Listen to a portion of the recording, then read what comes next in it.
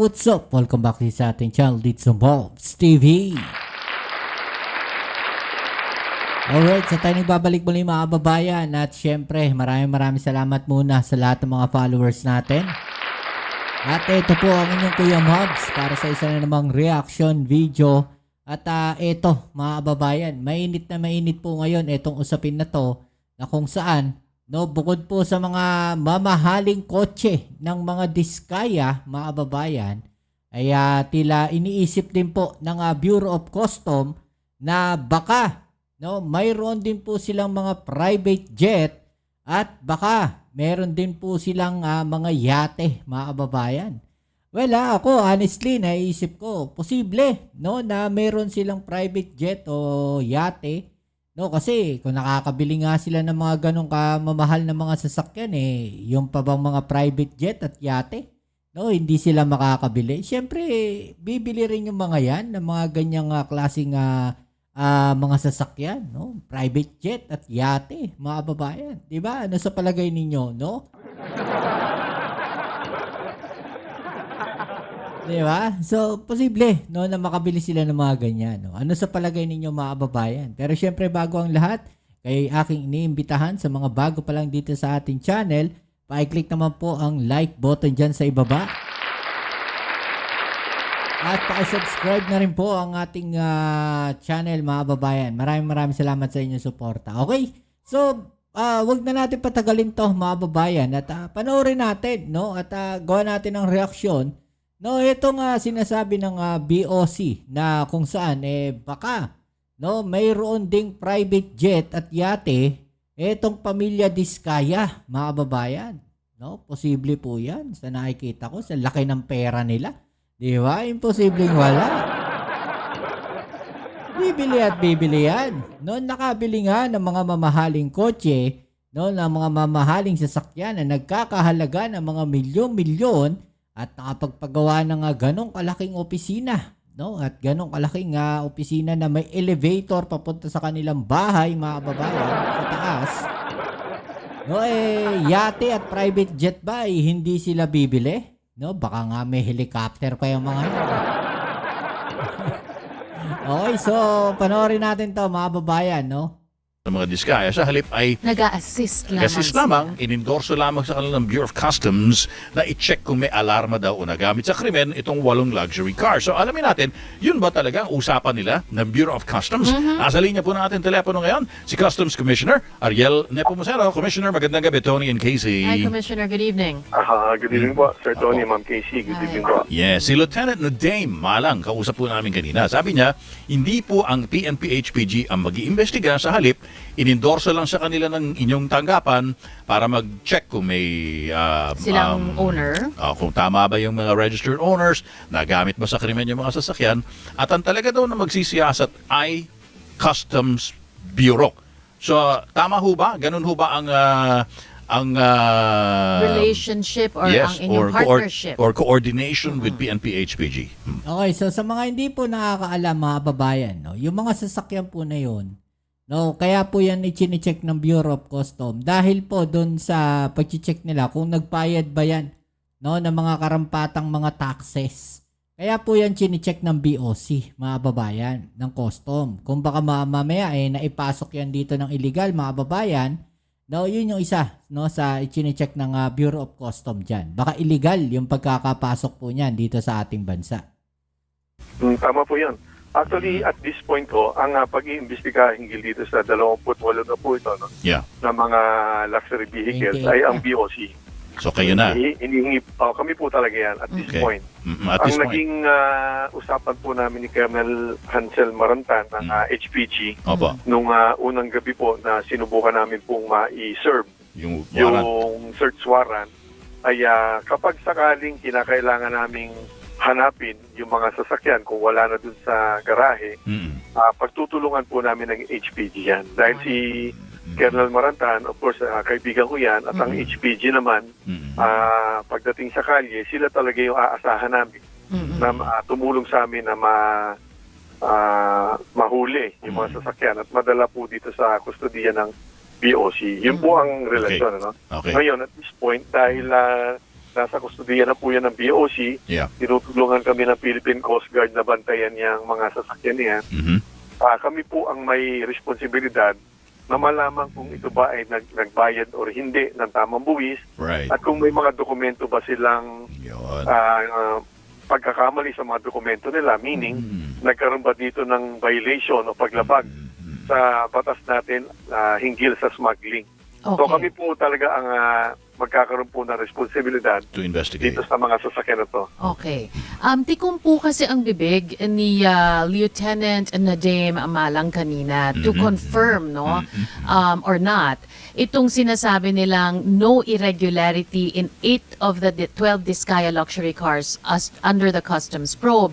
So kayo ho ba, pwede nyo ho bang sabihin, anong ibig sabihin ng no irregularity? Ang ibig sabihin ba nito na yes, walang alarma, hindi nagamit sa krimen, at yes, sila nga ang nagmamay-ari ng mga kotseng ito? Ganito po ma'am, yung lengguwahe po ng HPG, medyo hindi ko rin po yan kabisado. No? Mhm. Pagbigyan po muna kami ng ating mga kababayan, pati po sa inyo. Mhm. Bago lang po yung, bago rin po akong commissioner po. Mm. Kakadala ko rin po ng bagong legal team at mga bagong investigation team. Alright. Nitong Lunes lang po nagsimula po itong aking sariling mga grupo. Mhm. So, bigyan niyo po kami ng maximum 2 weeks, makakapag-ulit po kami ng mas maganda. Eksakto po. Yeah. Kasama na po dyan yung maaaring tungkol po dun sa pwedeng inputs po sa amin ng Highway Patrol Group, ng LTO, ng BOC. Bubuuin po namin to upang maging mas accurate, parehas, at magiging transparent naman po kami dyan. Mm-mm. Sisiguraduhin po naman natin ang ating mga kababayan. Mhm. Very professional naman po ang aming gagawin. At talagang kung meron pagkakamali po ang Diskaya or kung yung binila naman po nila ng sinasabi nila, yung binili lang daw po nila ito sa mga dealers, Opo. titingnan po natin yan. Mhm. Sigurado naman po ako kung meron pong pagkakamali Mhm. sa pagbabayad at may mga dokumentong dinoktor o pinalitan, Mm-mm. may pananagutin po tayo dyan. Makakaasa po kayo na talagang gagawin po namin ang ating tungkulin upang merong managot at magbayad ng tama. At kung may kakasuhan, kahit po sa hanay po namin Mhm. sa Bureau of Customs, gagawin po natin yan. Mm-mm. Commissioner, may nakausap rin kami kahapon na hindi titigil ang BOC sa mga luxury cars na ito dahil lahat ng pwedeng na-import katulad ng artwork or kung anumang muebles ang meron sila ay titingnan nyo din po. Nagsimula na ho ba kayong tingnan ang mga ito? Ganito po ang totoo po niya. Siyempre, dahil nasa social media yan, tiningnan na rin po namin yan. Ang pagkakaiba po, kung okay lang na maunawa po ng ating mga kababayan, ang malaking pagkakaiba ng mga sasakyan dito sa artwork, yung artworks kasi hindi po nire-rehistro po yan. No?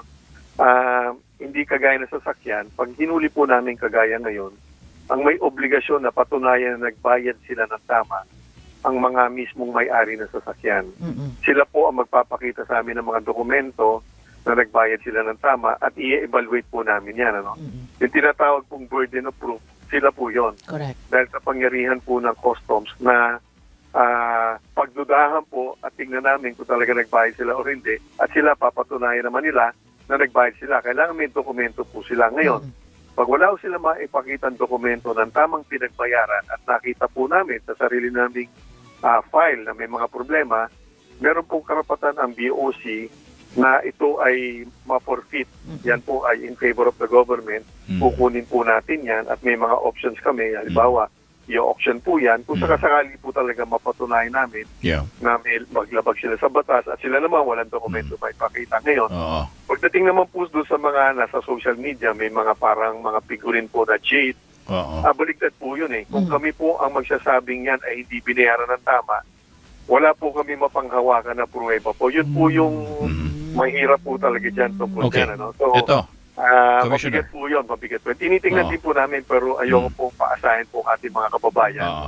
Na madali po yun. Hindi po ganun kasimple pagdating sa ganung bagay. So, Commissioner, for example, no, art pieces or kotse man yan, normally may dealer, may nagbebenta. Tama No? po. Oo. So, kotse, may dealer. Sila daw yung importer eh.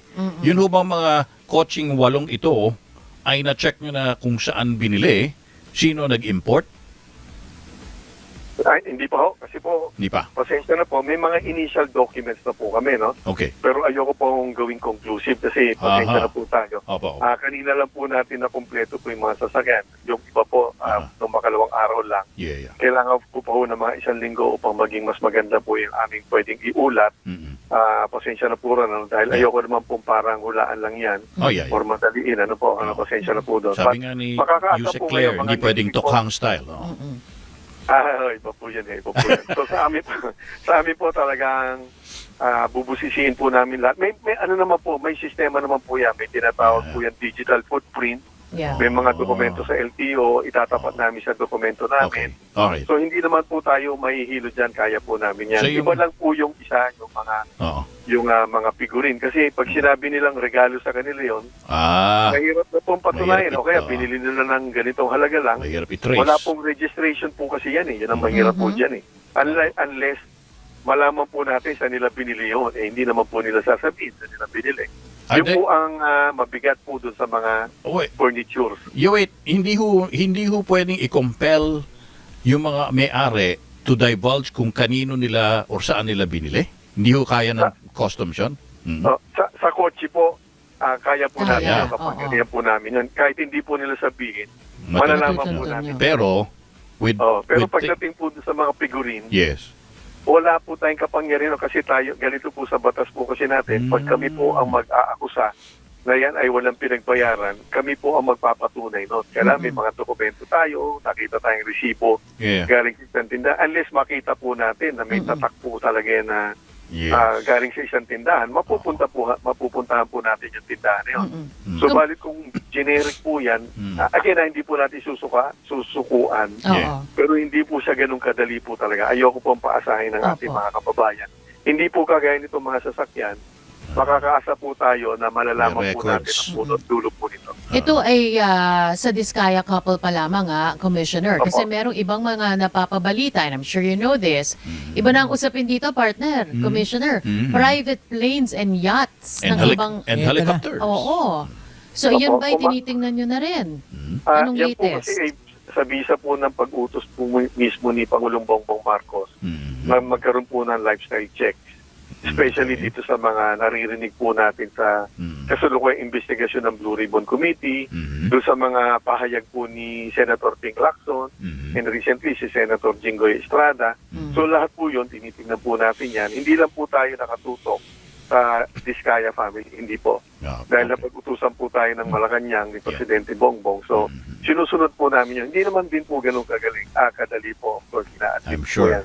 Pero so far, tinatrabaho po namin yan. so far, Commissioner, May ilang nasim- may nas- private jets May nasimulan na ba kayo Oo, dun sa ilang mga private yate? jets? Oo. ang tinitingnan ang, ninyo? ang totoo po, napakababaw pa po nung aming investigation tungkol po dyan. Inuna ko po personal itong mga sasakyan, itong Wala. Martis pa lang po Talagang pasensya na po. But tatrabuhin po namin yan.